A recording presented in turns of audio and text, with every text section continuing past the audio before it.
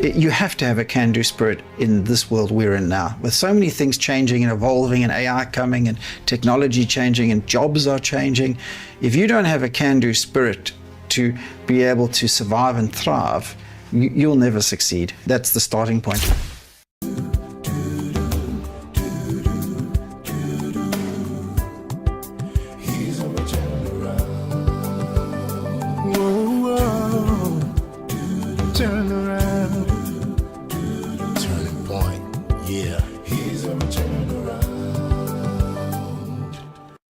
Hello and welcome to Springboard, your virtual university. My name is Albert Okran.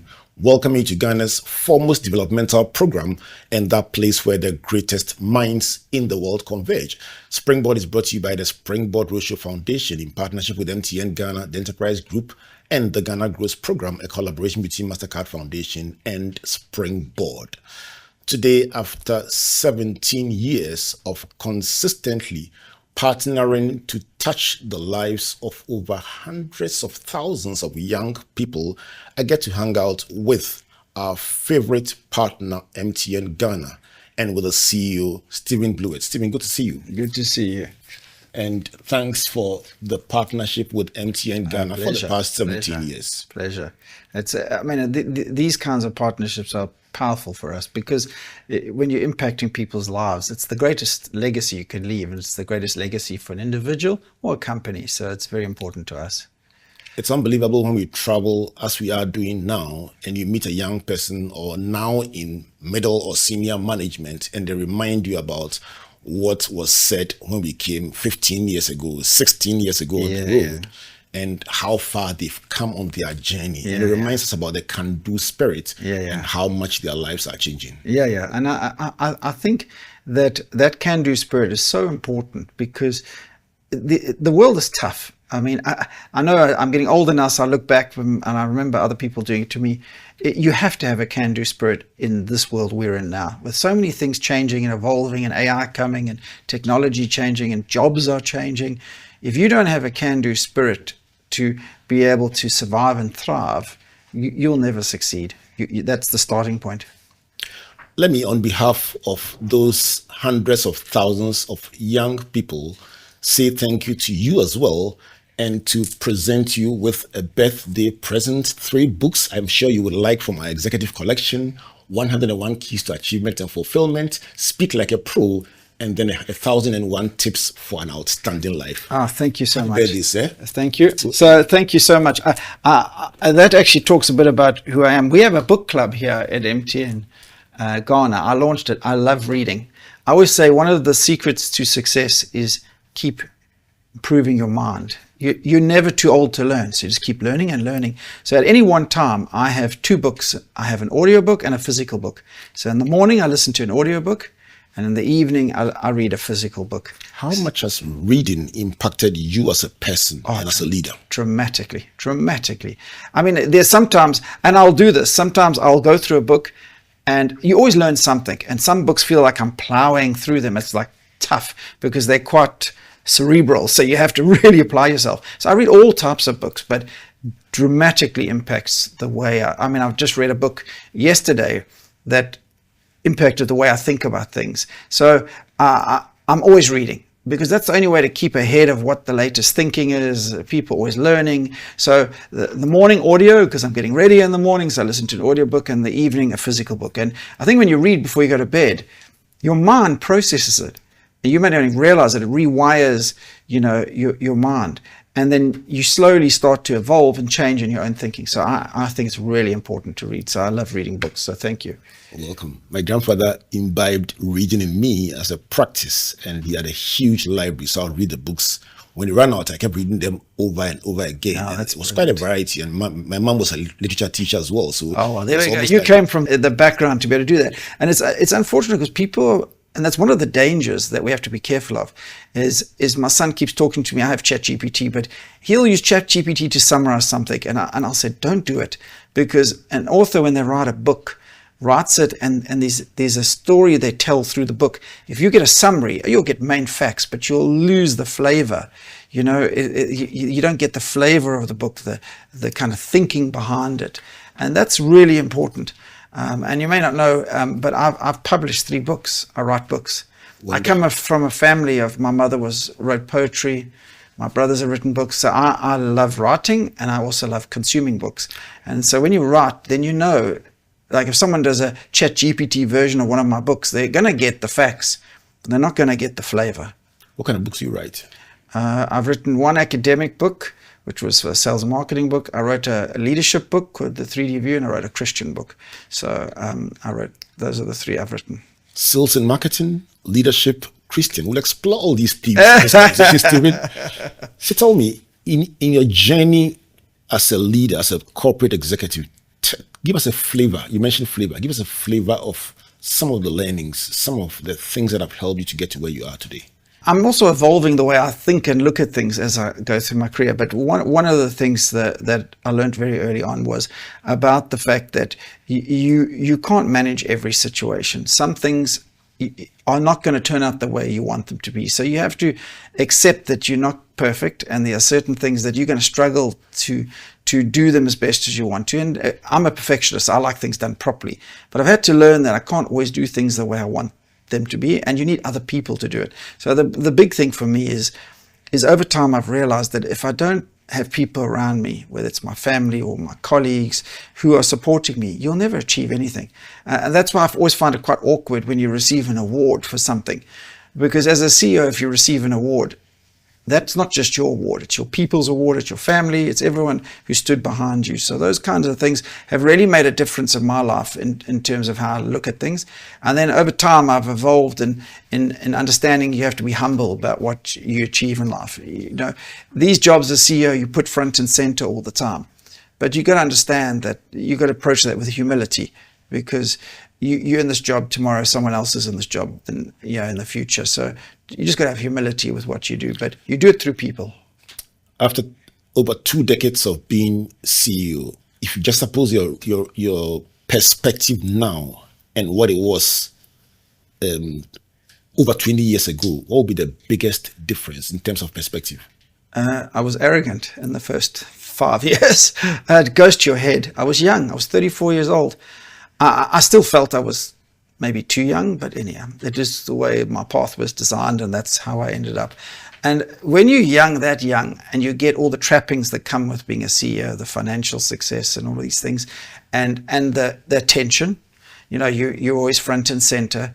It gets to your head eventually, and you start to think you're pretty invincible. You can do anything, you can do whatever, and you tend to want to encourage praise, because then people are saying to you, you're brilliant, you're fantastic. So you believe what people are telling you. So in my early stages, you as a CEO, I kind of fell into that trap of your pride gets the best of you, and you don't realize that's what it is. You enjoy the adulation and things that come along with the job, and you start to say, well, okay, I'm like in charge. This is me, this is my kingdom. But now, after getting a few knocks and realizing people are not always as authentic as they make out they are, when you change roles, you see that. I'm a lot more pragmatic now. I look back at it and say, you're a custodian, you're a servant, you work for the good of everyone, not just yourself. And that's what leaders need to be. You need to realize you serve. You might be leading the organization, but you ultimately serve everyone in that organization. And in Ghana, we've got local investors. If someone has 10 shares, I work for that person. That's a sobering thought. They might have just taken a little bit of money and bought a few shares. I have to represent that person to the best of my ability. So you serve everyone. So that's been the huge shift, because 20 years ago, I wouldn't have said what I've just said. I would have felt like I'm the boss and everyone should listen. Must everyone travel this journey to be able to rise to the very highest heights in leadership? I hope not, because wisdom should be learned. But I suppose some of us learn wisdom from reading, and some of us but a lot of our wisdom is learned from experience. And you got to knock your head a few times. But there are 2 types of people. Some people knock their head and just become more resilient to embed the bad behavior and never change, or you've just got to be able to step back. And sometimes you need the knocks. So I think you're right. I think people do need to go through their own journey. Other people go through another journey. Someone else might be a CEO, not have the issues I have, but might be indecisive, for example. As a CEO, your team looks to you. They want you to hear what everyone has to say, and then they expect you to make a decision. An indecisive CEO or leader is, in my opinion, one of the worst leaders, because in the end, you have to make a decision. You stand alone, and a CEO job and a leader job, especially a CEO, is a very lonely job, because you stand alone. Once you've made a decision, I mean, everyone will give you the input, but ultimately you need to step up and say, this is the way we're going to go, especially in difficult times. And that's not easy. And that you have to get through experience. Let's talk about difficult times. Before we came on air, you mentioned casually that every CEO literally almost has to be dealing with one crisis after another. Where do you find the strength, the tools, the mechanism to respond to these multiple crises that you mentioned? I think if you're looking for a perfect life, don't do this job, because you're not going to get it. It comes with the territory. That I said this to some executives the other day. I said, say, for example, you're running the marketing department, or you were running, I don't know, the enterprise department. If you have issues in your particular part of the business, you deal with it. But if something's happening somewhere else in the network, it's not your problem. When you're the CEO, everything is your problem. Every single issue that happens is ultimately yours. So you are going to have something every day, whether it's a network issue, a customer issue. It's going to be your issue because you ultimately own it. The way to manage it is just to not let it overwhelm you. Is it will pass. You will manage it. When you're in the middle of it, it's over. Sometimes can feel overwhelming. Some issues I've dealt with have gone on for months. I mean, you don't sleep well because it's working in your head. But if I look back on my career, all of even the toughest ones, they ultimately pass. They eventually end. They have an end expiry date. And you need to get through those things. So for me, I'm grounded in my faith. So my faith allows me to say, this will pass. This is a journey and it will pass. And then while I'm in that, is to be focused on, okay, not panic.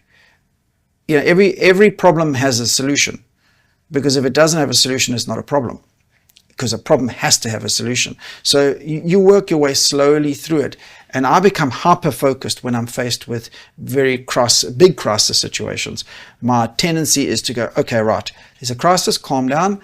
Let's see how we're going to manage this to its end, and let's just keep calm and manage. And that's what leaders need to do in very, very critical situations.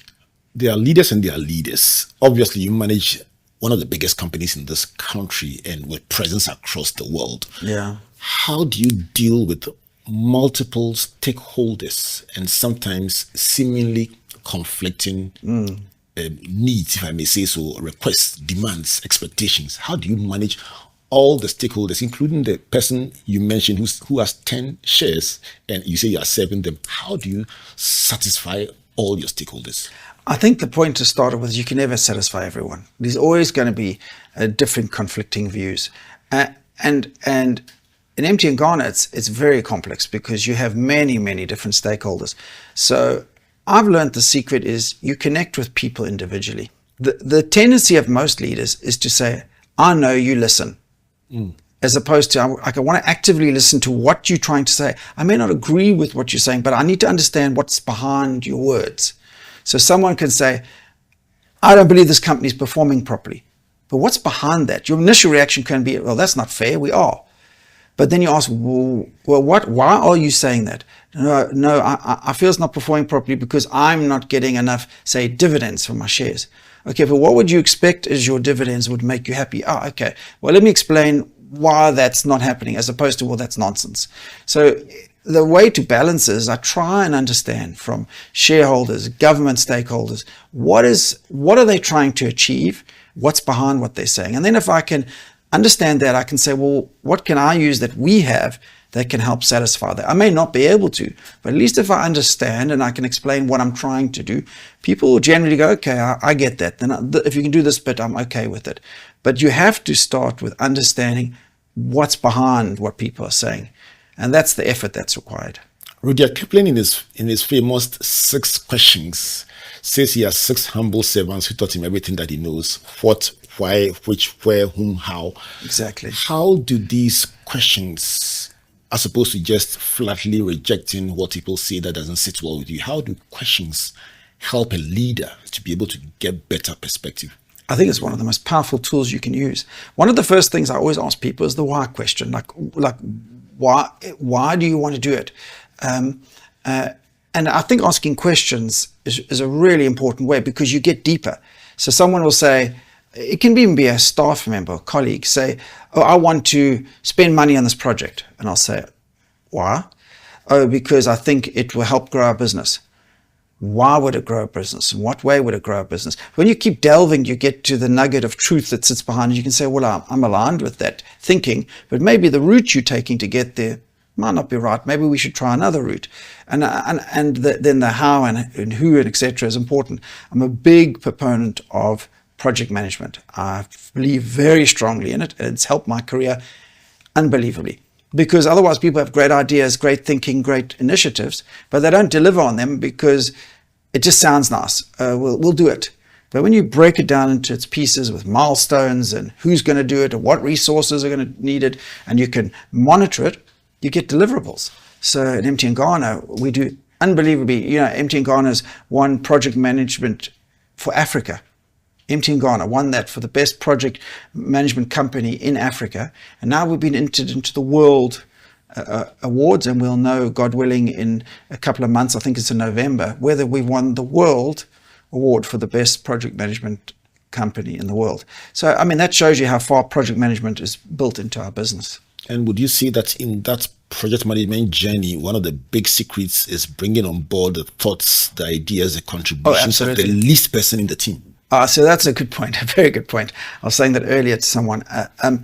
What we tend to do when we're in meetings is we listen to the noisiest people, like myself. The noisy people talk, But you got to actually look for the quiet people in the room. I never forget, my father once told me something. Actually, it was my grandfather. He said, when you go to a meeting, a political meeting, when there's a political party, and you'll see someone on the stage, and they're surrounded by other people, and they're making a lot of noise, and they're like telling you what they're going to do, and they're promising things. He says, turn around and look at the person with the folded arms at the back. That's the person controlling the room. Wow. Because he's often someone who's got power and influence, who doesn't want to be in the front for very good reasons, but sits at the back of the room with power. And I never forgot that. So even in a room, you can walk into a room with people you don't know and start engaging with the people around the table. There could be someone who's way more influential sitting at the back of the room. And the same in your own teams. Sometimes the thinkers have processed everything that's going around, and they have a real nugget that you need to hear. And sometimes you need to just extract that and say, well, what's your view on this? And because quieter people may not say anything until you tease it out of them. Let's explore how this thinking, how this orientation about influence and power influences you as a person in dealing with people. Our jobs, and this is the interesting thing about it, is we touch people's lives as long as you're awake, and even when you're asleep nowadays.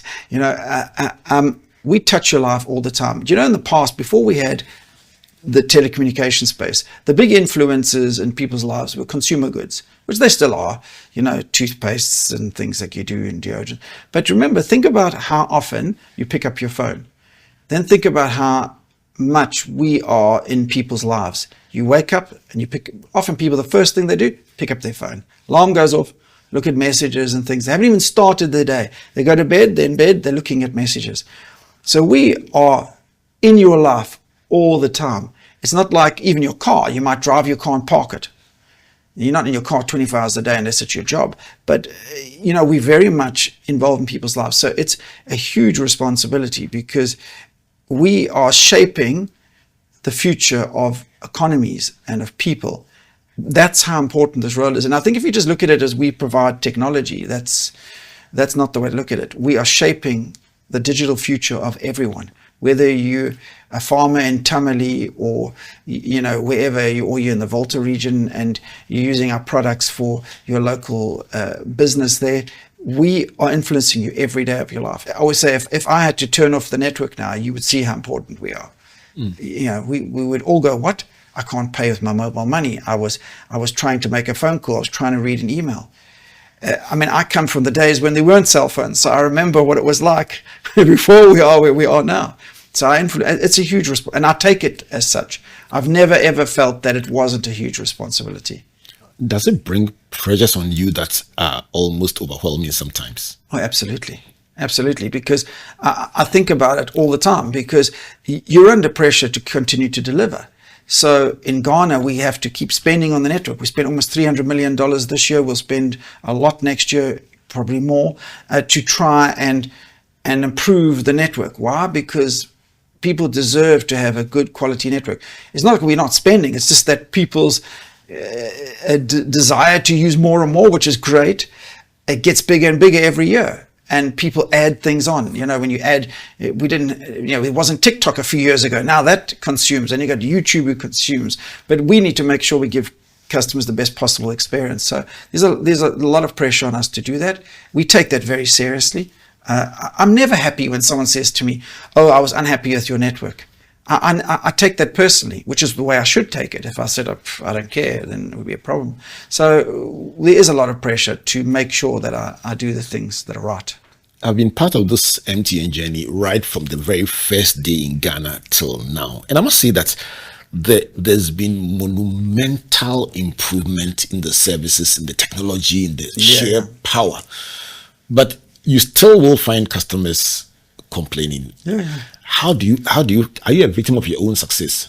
Yeah, to a large extent. And I think we will always have complaints. Because part of complaining is part of us improving. If everyone says nothing, we'll never know where we could do things better. So we have to take complaints as a way of improving who we are, and not just accepting that, okay, well, that's the way things are. But when you've got 30 million customers touching your product every minute of the day. That's a whole nation.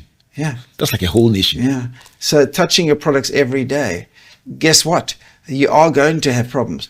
And we just have to improve ourselves, use the latest technology to make sure we keep ahead, so that we are proactively managing situations where we see customers are struggling. Even in my own office, I have a big screen showing me the performance.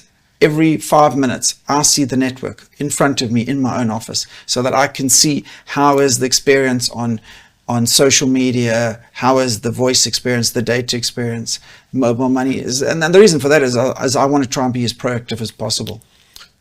I've met CEOs that get surprised when some of the big issues in the industry come up because they are a step or two detached from the reality on the ground. This tracker that you mentioned in your office, how key is it to keep your pulse points on the hot issues in your industry and on the ground? Yeah, it's a dashboard I have in our offices here. We have a national operations center, which is like a mini NASA. It's got screens all over. We're monitoring the network all over the country. So it's very important that we have a proactive monitoring, because we don't like surprises.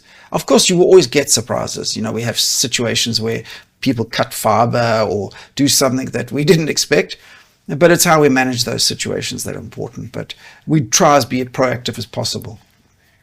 Let's talk about the launch of some of your initiatives, especially as regards network improvement. So you invested over $1 billion in digital infrastructure, with several millions plowed into the launch of DigiFirst and AI platforms and so on. These investments that you make, you will expect that once they are made, the experience will shoot through the roof. Yeah, well, that's actually a good point. It's not ever straight away that the network improves. For example, we are currently out and about moving, even just getting new sites up. When we want to put a new site up, people still have a stigma around, I don't want a site near me, so it's difficult to put up additional. So it's a long process, and even improving the network, you've got to go site by site and change equipment. It takes time. So it's a continuous improvement. Yeah. In our boardroom, I put 2 questions that we have in our boardroom. So when we have our weekly meetings as an executive team, we ask it. The first question we ask is, how can we do this better?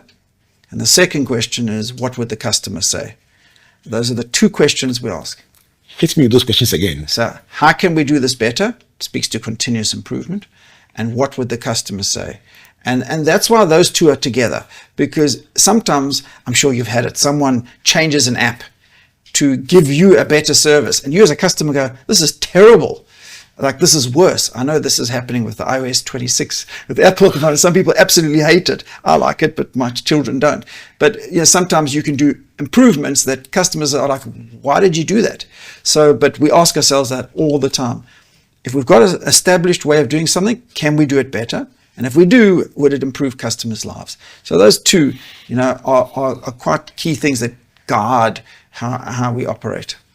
How can we do things better, and what will the customers see? Let me give you a couple of minutes to catch your breath. Stephen Blewett, CEO of MTN. Thank you so much for making time for this all-important conversation. And when we come back from the break, we'll be exploring customer engagement, customer experience, MTN's connection in the softer ways of life with so many interventions, heroes of change. We'll talk about those soft parts of life and then delve a bit more into the thinking behind what it takes to be CEO of this huge organization. This is Springboard Virtual University. This special time with the CEO of MTN Ghana, Stephen Blewett, unpacking the story of his life. He's written books on 3 areas: sales and marketing, leadership, and then his Christian faith. We'll touch a bit on that as we come back from the break as well. My name is Albert Okran.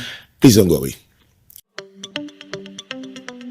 Good business means seeing the possibilities and maximizing opportunities. Making sure you have a responsive support system backs your business goals. A partner that gives you a stable platform with reliable connectivity and seamless solutions, and better understands the tools required to take you to the next level. With so many moving parts in running a business, we do our best to provide you with some stability. The only kind of stability you can find with MTN Business Broadband, the fastest and most reliable internet provider in Ghana, making sure you stay ahead and stay connected, because we understand what makes your business tick. Sign up today on broadband.mtn.com.gh or call or WhatsApp 0244 308 111. MTN. No stress. Submit your insurance claim online in just seconds on the Claims Express portal. Simply upload your national ID, cost estimates, pictures, and more to get started. Submit online, track progress, and get paid fast. Skip the paperwork and get back on the road with ease. Visit claimexpress.enterprisegroup.net.gh for easy claims and quick payouts with absolutely no stress. Enterprise, your advantage.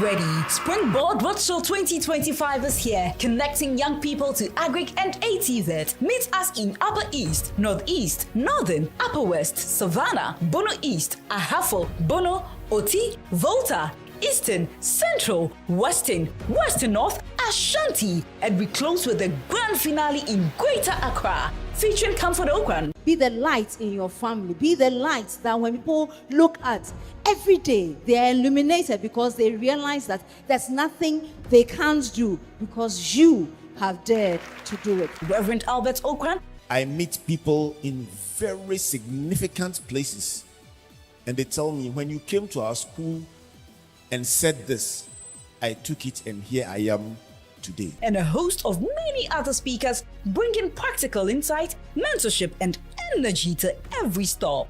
Expect hands-on trainings, education, inspiration, and discover amazing opportunities in Agric and ATVET.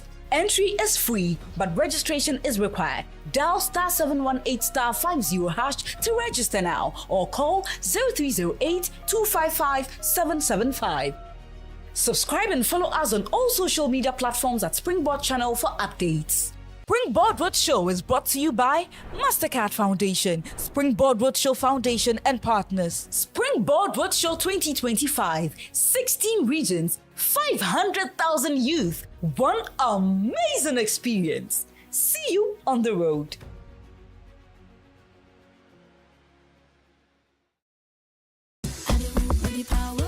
Learn something new every week and be inspired by innovations, impact, and success stories of individuals making strides in the agricultural, agribusiness, technical, and vocational skills sectors on Ghana Grows Ejuma with Arabo Kumsin and Yabitha. Join us this and every Thursday on Facebook at 7 p.m. at Ghana Grows, also at Comfort Okran A and at Albert N.E. Okran. On Fridays at 4 p.m. on Joy 99.7 FM and on Sundays at 5:45 p.m. on TV3. Ghana Grows is an initiative of MasterCard Foundation in partnership with the Springboard Roadshow Foundation. If you are a young person and you want to be a part of our various interventions, call or WhatsApp Ghana Grows call center on 0308 255 775. Follow us on all our social media handles.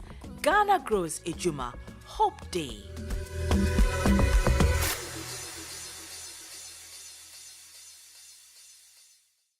Welcome back to Springboard Virtual University and to this incredible conversation in our special edition of Time with the CEO, as I get to hang out with CEO of MTN Ghana, Stephen Blewett, opening us up to his leadership journey and very important interventions MTN Ghana is making to enrich the quality of life of its various stakeholders.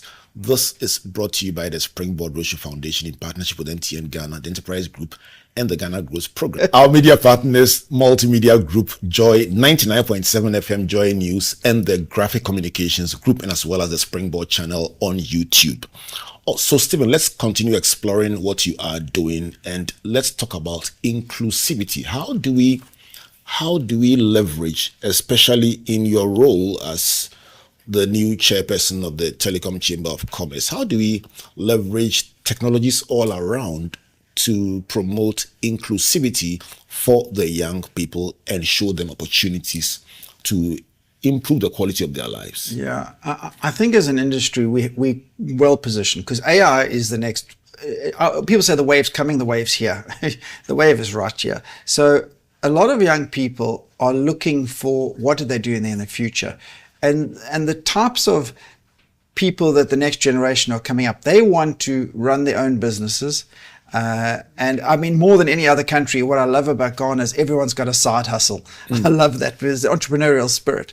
But our young people are coming up and they want to be included in this new world that is developing. AI gives them that opportunity. There are negative sides of AI, of course, but it does create opportunities for people to be able to improve their lives, start their own businesses, have access to a new future. So we need to use the technology that's coming to ensure they are part of this future. And then that's why the government and the president's got his 1 million coders project. It's absolutely brilliant idea. Why? Because he's seeing in the future. He's saying if I can teach people to be coders, then they're included in this digital future because everything's going digital, everything. So what happens is by using AI and using the power of a company like MTN, we can bring people along and say, hey, how can we allow you to be part of this journey? And the way we do that is in our digital products. We met people last week that are coming up with amazing products, homegrown here in Ghana. It's like, I say it's Ghana digital proud. Young people are developing products. What we need to do is make sure as a big company that we give people the opportunity to showcase those products. No point in having a great product that you're sitting in your bedroom developing and never sees the light of day. So we have a responsibility to allow people to be able to put their products, showcase them to our customers so that our customers can purchase them and use them. Would you say that we are making progress in embracing, onboarding AI as an everyday tool for young people in Ghana? I think we've made a good start, but I think it comes down to giving people the skills to be able to use AI, because AI is such a big topic.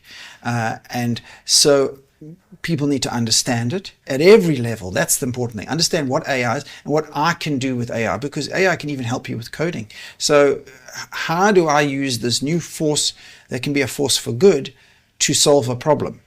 Because every country has problems. And what I'm always amazed with when you meet someone who says, oh, I had a product and I realized I could solve a problem. I met a team last week who were using local language to solve a problem. The problem was some people don't have the ability to read and write or understand English. So they've got a product that automatically translates, and you can ask it anything you want in whatever language you are in, from Ghana's languages, and it will give you the response and explain something like, how do I update, or how do I get my balance, and it will find that for you and give you the information. That's amazing. That's someone who's seen a problem and said, I'll solve it. So in a recent keynote, you advocated that Ghana should become a market leader in AI through GAIL. What does it entail, and what will be your perspective on the approach to making Ghana a stronger force in the AI world? It has to be a collaboration. It has to be a collaboration between government, private sector, NGOs, to have a combined force for good. You can't run alone. I can't run alone as MTN. I don't have the depth to do that. And government can't run alone, and NGOs can't. What I get concerned about is everyone doing their piece in their corner. That's never going to get us to where we want to. It'll get us somewhere, but not everywhere. But if we have a common purpose and we want to achieve this together, then we get together and say, look, what part do I play as MTN Ghana? What part do you play as government? What part do you play as an NGO or an investor? And that's the way we need to do. I'm really passionate about that, because now's the opportunity to grab it. Otherwise, if it passes us by, this opportunity won't come back. And then we won't have another opportunity to lead the way, because someone else will do it. And it would be, for me, so disappointing if we see someone else take that position and it wasn't us in Ghana. And so that's why I push it so hard. And that's why we're doing things like we're investing in $20 million in an ICT center that will train and teach and give people access to launch things. That's why we're contributing to the coding project for the government, because we believe in it. And I think there's definitely a strong will from it. And I know that the minister himself, Sam George, that's why he added innovation to his portfolio, because he sees that direction. And I 100% subscribe to the vision he has of bringing all these pieces together. So I believe we're getting there, and we will get there. We just need to have the will from everyone to want to do it. So let me take advantage of this opportunity. Recently, we had a teampreneurship conference, brought young people together. And I found out, just like you're telling me, that gaming is huge. It's massive. And the young people were interested. They got resource persons. They were, within 5 days, what they were doing was unbelievable. Yeah. But there was a problem. Their parents were not familiar with gaming. And they were even surprised the children chose gaming as an option. They had several different options to choose, and they chose gaming. And I could see some pushback from parents. Please address the parents, help them to appreciate what you are seeing that they may not be seeing. I am those parents. Oh, okay. Tell me about that. Because I remember, and the only reason I know is like my son, who's now at university in the US, but when he was younger, I used to think, this guy's always on games. I mean, even travel with his physical games. Now we're moving it mobile. But you got to understand, it's a different generation. They actually will be on a multiplayer game talking to each other. That's how they communicate. They'll be talking while they're playing a game. And so you can't resist it. That's their way of learning. I mean, there are companies, which I'm going to be meeting some shortly, who are using gaming for learning. So there can be a positive side of it. I think sometimes as parents we reject it because it's unfamiliar. I did not grow up in that environment. If you had said to me when I was growing up, let's play a game, I would have got out a physical game set and we'll start playing chess or checkers. That's how we played games. I mean, that's how games were played. But now it's all digital. So you just got to accept it's the way that young people communicate, but it can be used for good.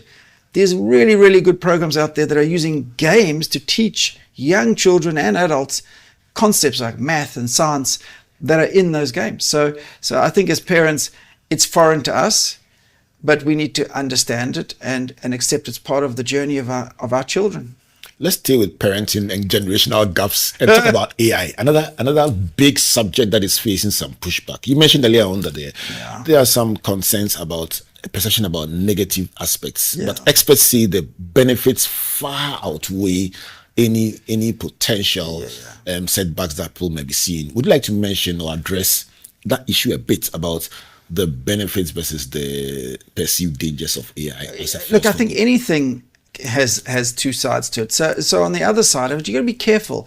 You know, children now are using ChatGPT and Copilot and everything to write assignments, summarize books, do everything. And those are good things, but on the other side, it can make you a bit lazy to not do things properly. Also, you got to be careful about AI. AI is going to reference data points. If it doesn't have all the data points, and it's evolving all the time, it will give you its view based on what it has. It doesn't mean it's 100% correct. So it's always good to just check and say, especially for information, because you can go to an AI. I had this with my son a few weeks ago. He was telling me something that he looked on ChatGPT and it said this. And I was like, no, I don't think that's right. It was something to do with a legal thing. And I said, no, I don't think that's right. And I said, check some other sources. And it turned out it wasn't 100% correct because it was using certain sources. So we've got to be careful that you don't just blindly go. But AI as a force for good, it can do a lot. It really can. So I think there's a balancing point there. Wow. So do you have debates with your son sometimes on stuff like that? Yeah, well, he's studying entrepreneurship, and so he's like into setting up new businesses. He's always trying to set up something. So yeah, we do talk about these things, and he was using AI to kind of guide him through the process, and some of it was good, and some of it I was like, no, I think that's guiding you wrong. So we debate about these things. I mean, with gaming, he grew up with it, so the only reason I know so much about gaming is through him, because he games all the time. So now I've got to see firsthand, and I understand how it is for his generation. So that has opened my eyes up to say, okay, there's a massive opportunity. And the reason there's a big opportunity in Africa is because gaming has always been, you had to have an Xbox, you had to have a PlayStation or PlayStation 5, you had to have, they're very expensive. But now gaming quality, and with quality of the networks, has moved on to the phone. And now you can even get little controllers for your phone that clip on the side of your phone. I've got a set, it's clip on the side of my phone, and I can play any game that other people can play. Let's talk about experience, connecting with your customers. You mentioned going to Makola Market, and off air about going to Makola Market and get walking through the alleys. I've seen this lovely picture of Makola Market on your wall.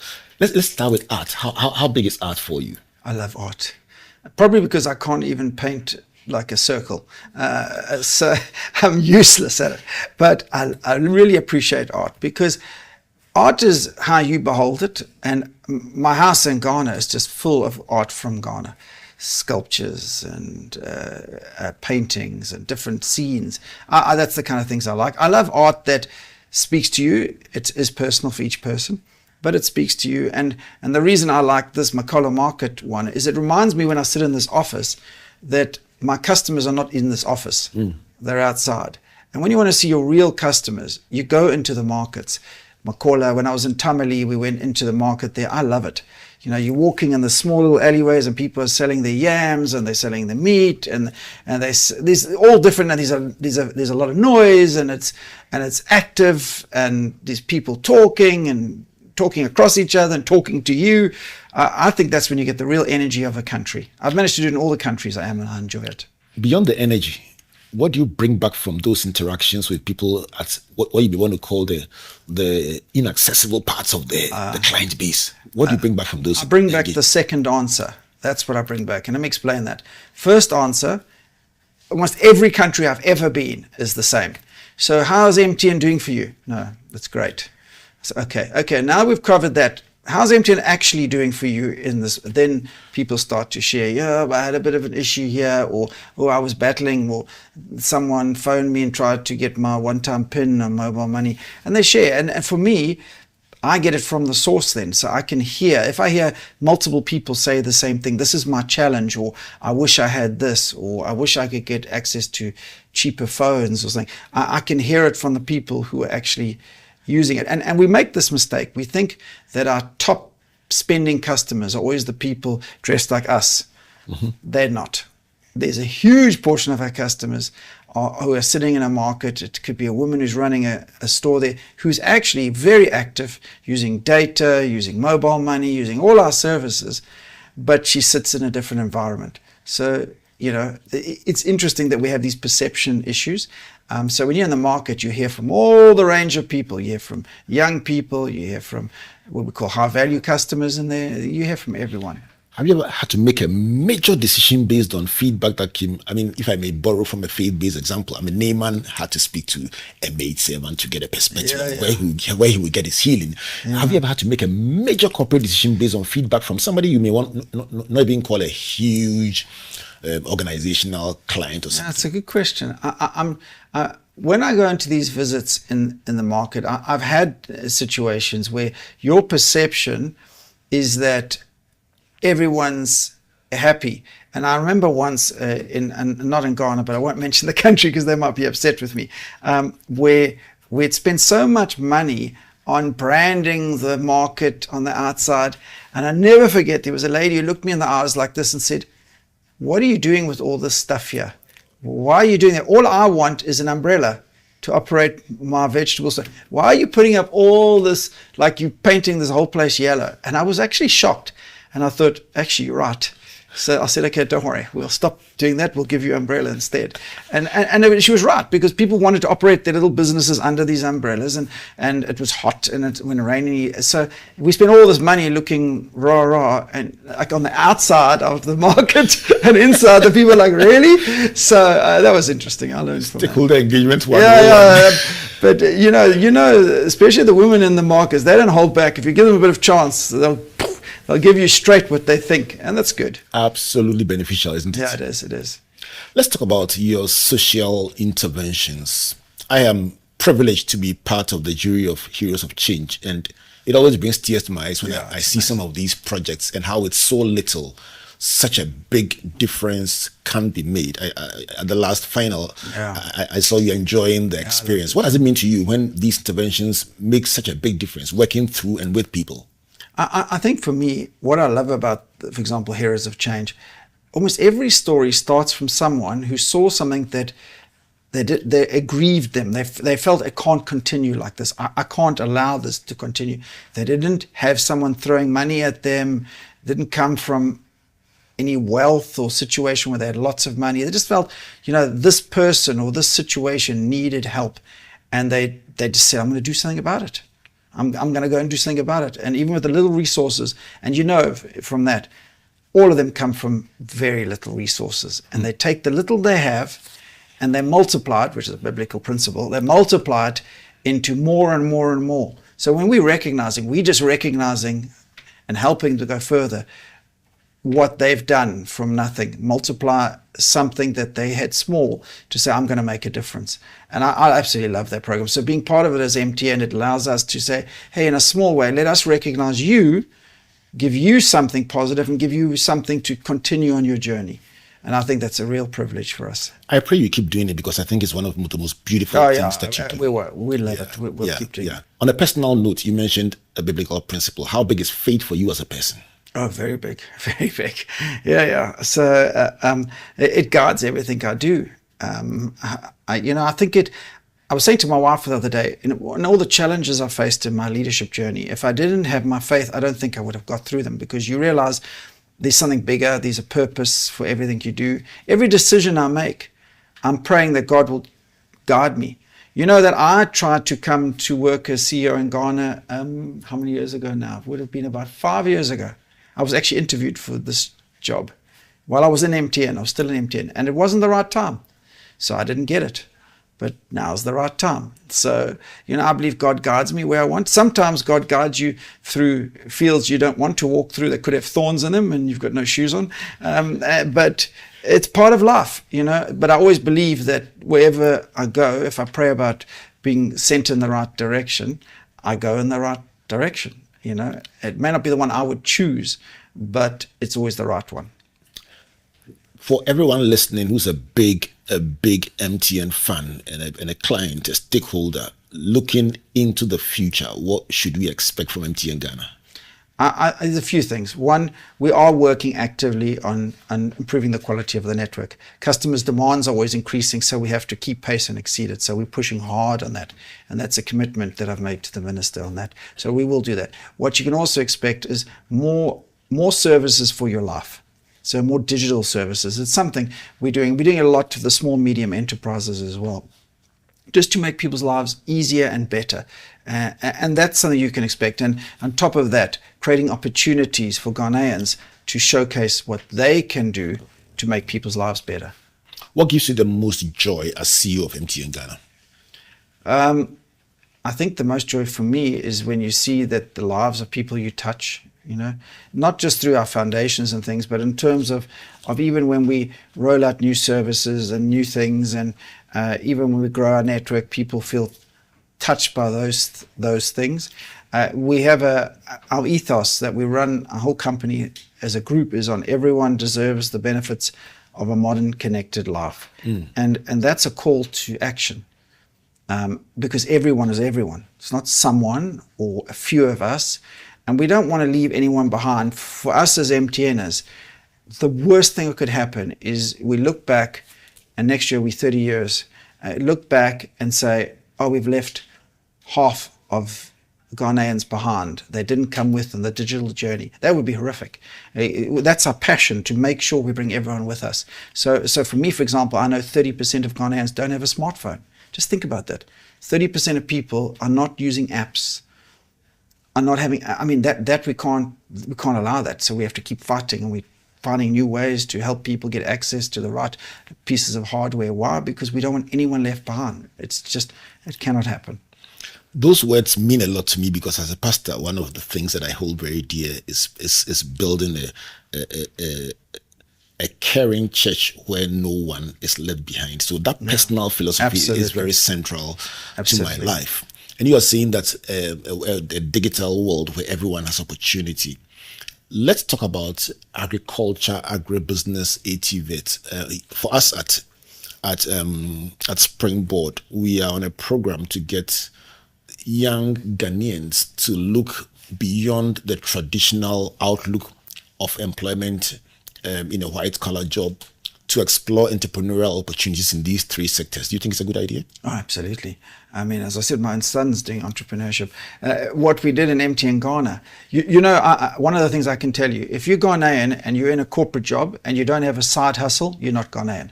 I can tell you right now, I feel ashamed. I need my side hustle. Maybe I should open a coffee shop or something. But I absolutely think that's a wonderful, wonderful characteristic of Ghanaians, because everyone I know is doing something on the side. So that entrepreneurial spirit is important for young people, especially in things like agriculture.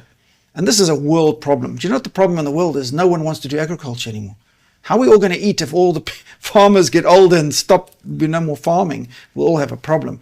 But they have an ability to be able to bring technology to that. So be able to check weather patterns, get best prices. If you're a yam farmer and you want to know the best prices, and you decide, actually, I want to get beyond my weekly market that's close to my farm, I want to get it further out. Technology can allow you to do that. So I think they have an opportunity to take existing businesses and bring them into this century. We've been very fortunate that on this journey, we've been able to excite the young people about not the traditional old perception about a dirty farmer not dressed very well, not using technology. So a lot of investment has been made in painting pictures of the alternative, tech, modern apps, a newer and a faster, more efficient way of doing it. And as part of our commitment, every time we go on there, we look for a young person doing something in these sectors and give them props just to encourage them. So let me take a minute of your time to mention Agric Connect. They help stakeholders within the agricultural value chain to know best practices, favorable policies, and current information on farming practices for economic empowerment and to promote food security in Ghana. If you want to give Agri Connect some business, they are a group of people using technology to do agriculture. Call them on 057 604264. Agri Connect is the business we are giving props for today as our contribution to promoting agri-business. If you want to ask about the ongoing Springboard Roadshow, the hotline to call is 030-8255-775. Stephen, it's been an absolutely amazing conversation, learning from you and hearing from you. MTN has been part of the journey of different people in different ways. For me, I want to say a big thank you on behalf of the Springboard Roadshow Foundation, because I'll tell you what, when we began this journey, all we wanted to do was support young people. Initially, it was just to help them start the year right. So we started a roadshow that was in Accra. It was at the Osu Presby Hall. There was just about around 500 people there, but people came from all over the country. We wanted to really take it to them. And then MTN came on board in 2008. And as a result, we were able to travel around the country several times with members of Team MTN speaking on the show. And so many lives have been changed. And on a day like this, I want to say a big thank you for making that possible. Pleasure. And maybe to end, let me ask you the journey from a small idea to such a big behemoth. For somebody listening who says, I have a small idea, can I become a big thing? Can I become the next one day a big MTN, or if not MTN, a big entity that is providing solutions across the world? Let's end on the transition of a small idea to become a big thing. From where you sit, Stephen, what should a young person with a small idea do or think about? I think the important thing is, and it applies to careers, it applies to everything, is if you meet people in companies that are successful, they almost without fail have the same answer. We never thought we'd be this big. Just think about that. You just start thinking of every large company, always, even Amazon, you'll say to them, did you guys think you'll be this massive? Well, we had in our vision of where we want to go, but we didn't think we'd be this big. And I think that's part of the secret. If you want to get success too quickly, you won't get it. It takes time. But what you need to do is believe in what you're doing and in yourself in what you're doing. And if you're doing something that you believe in, it will on its own, as you start to put your passion and your energy and your belief into it, it will start to grow and grow and grow. And it's like a seed you put in the ground, the mustard seed. You put the small seed, it grows into a big tree. It's not a tree when you plant it. It takes time, watering, it needs the right conditions. And if young people or anyone wants to be successful, they need to understand, find something that you're passionate about, put your energy into it, put your time in it, and it will start to grow. You may not even, one day you will look up and go, oh wow, how did I get here? It's if you start thinking, I've got to have it day one, you'll never get it. Just let it grow. This is your closing camera. You have millions of MTN Ghana customers looking at you. Look into this camera, Steve, and talk to them directly. Tell them something they will remember about MTN Ghana and what to expect. I think what I'd say to our customers is that we do appreciate you. And I think that sometimes people would think, oh, yeah, it's big, MTN doesn't care. We know that every single one of you is important in our lives. I would not have a job. None of us would have a job if it weren't for you, our customers. And we're striving every day to do better and be better for you. So from me to you, I thank you. And I promise and commit to do better for you, our customers. Stephen, it's been amazing. This has been one of the editions of Springboard Your Virtual University that you would love to listen to over and over again. If you just join us along the line and are wondering, who is this I'm having so much fun with? This is the CEO of MTN Ghana, Stephen Blewett, opening up on his life, his journey, his writings, his leadership lessons, and most importantly, what MTN Ghana has done, is doing, and will continue to do as they stand with you as your favorite partner in their sector. My name is Albert Okran, saying a big thank you on behalf of Springboard Ratio Foundation and our partners MTN Ghana, the Enterprise Group, and the Ghana Growth Program, a collaboration between MasterCard Foundation and Springboard. My name is Albert Okran, saying God bless you, and God bless you.